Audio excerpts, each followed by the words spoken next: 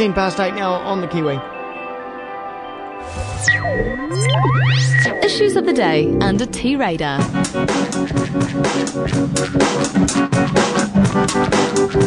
What's old T-Radar been up to? Let's find out. He's joining us this morning. Good morning, T-Radar. Good morning. How are you? Very well. Good. It's been a couple of weeks since we've It has. spoken. Been away. This time last week I was on a plane.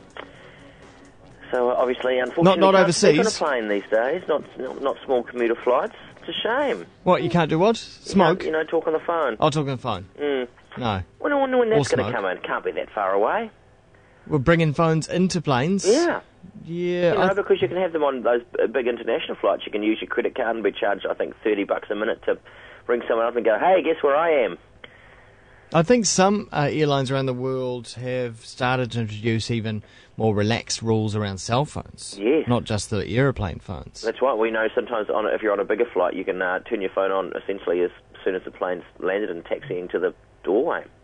Which is recognition that the whole idea that a phone affects the plane's workings is bunkum. Well, could be. Seems a bit odd kind of thing, but, who wants to take the risk? Who wants to go, I don't believe it, and then be the person who causes some kind of hideous air accident? Does anyone know anyone who's actually been fined for a John ringing Banks. phone?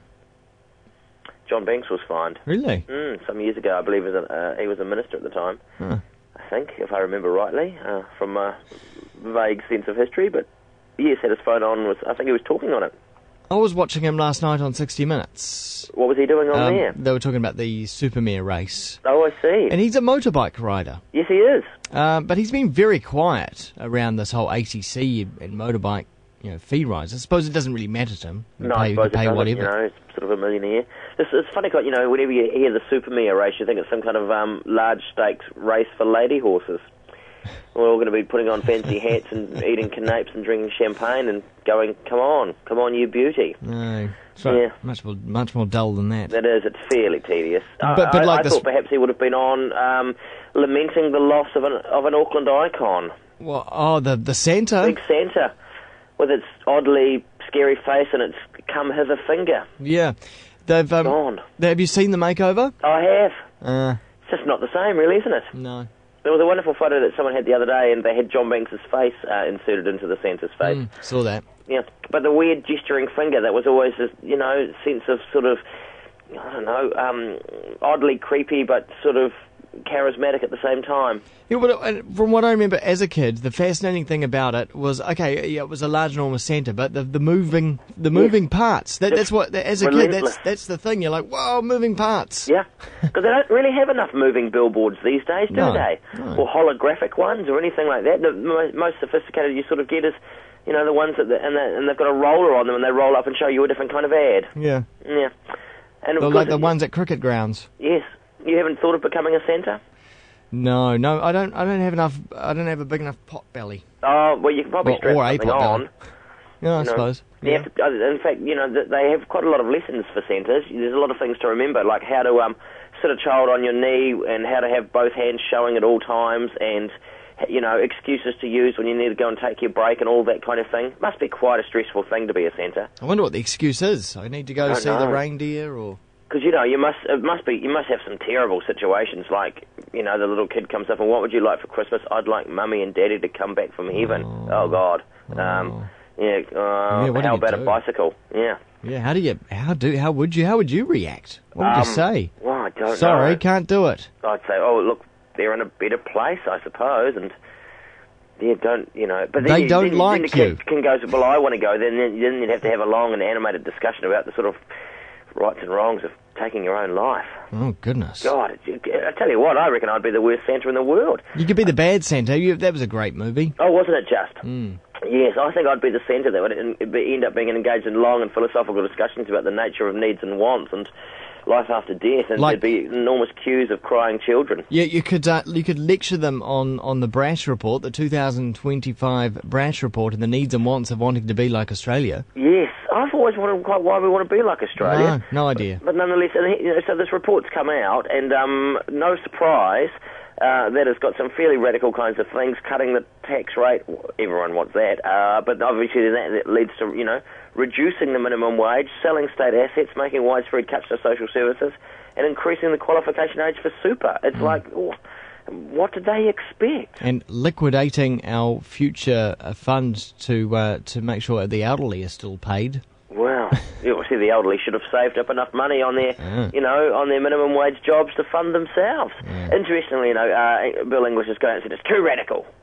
So you've got to wonder what the alternate plan is that they're going to come through and go, well, this one's too radical. Yeah. Here's one that's not quite so radical and much less painful. And it's like that thing, where people go, would you like to be punched in the face or kicked in the testicles? Yeah. And you go, geez, I tell you what, punching me in the face sounds infinitely better. That's what it's all about, face. It's just showing, well, okay, John Key's not as radical as this, but he is prepared to do this. Yes. But also, this so-called wage gap is expected to increase before the next election.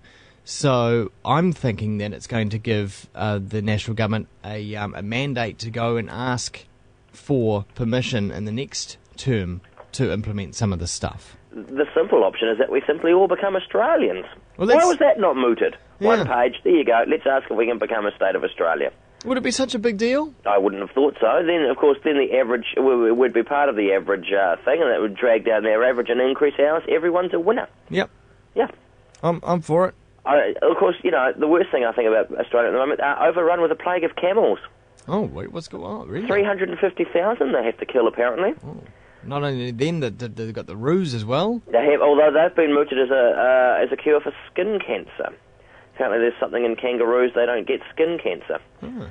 Yeah, so maybe we'll become Australians and we'll be injected with some kind of superroo virus. Because the camels aren't, of course, native to Australia. No, but they've taken over. There's nothing for them to do but mooch around in the sand because it's an ideal location for them and breed. And now that the drought is on, they're like a plague of locusts. The camels are coming into town. Holy gosh. I suspect that the great story of the week, Indonesian minister, he's blamed all of their sort of natural disasters on immorality. And I wonder if anyone in Australia is blaming a plague of camels on the immoral behaviour of Australians. Well, if not, then they should. No. But he twittered it, nonetheless. Isn't it great who's doing Twitter these days? Who is? Well, some Indonesian government minister. He alienated some of his Twitter followers. They unfollowed him. He's the communication and information minister, and he said that declining public morals have been linked to disasters, earthquakes, tsunamis, fire, all that kind of thing. I think it's a prerequisite for a communication and communication and information minister. You've got to be a crackpot, just like the one in Iraq. Remember, as the Americans were invading? Oh, yes. He was a communications minister. Yes, he was great. Never before in the history of communications has someone so straight-facedly denied what was happening in the background of a shot. Yes, the Americans will never enter Baghdad. Who's that behind you? Marvellous. Yeah. Still, it could be worse. We could be albinos living in Africa. What's going on there? Oh, terrible. A story out of Nairobi. Because they're still big believers in sort of witch doctory and various things, and albinos have had to go into hiding because people are chasing them down, looking for their limbs, their lives and limbs. They can be sold for up to $75,000 Really? American. Sell albino body parts on the black market? Yes, because people think that they can, be healed. Of course, not really the black market, though, is it? No. Well, no. No, it'd be more of a white market. Terrible. It's as bad as the story that came out of Colombia or somewhere last week, where all of these people were harvested for their fat. Killed and harvested for fat. No. Yes. Oh, yes. There was they caught the people and they found all these bags of human fat. So they'd been going out and finding people in villages, harvesting them, sucking them out. Why don't they do that in America? Well, you'd think there'd be a market for it. Yeah. Surely to goodness. Export it. Yeah. What a funny, terrible world we live in. I tell you what, all of that makes Don Brash's scheme seem not so bad. Doesn't it? What's your choice? We live in a country where albinos are killed for medical parts and fat people are harvested for their fat, or we can just lower the minimum wage and and raise the age of the pension. Happy days. T-Radar. We'll speak again. We will. Hopefully in a better world. See ya. Here's Great North. This is called Black River.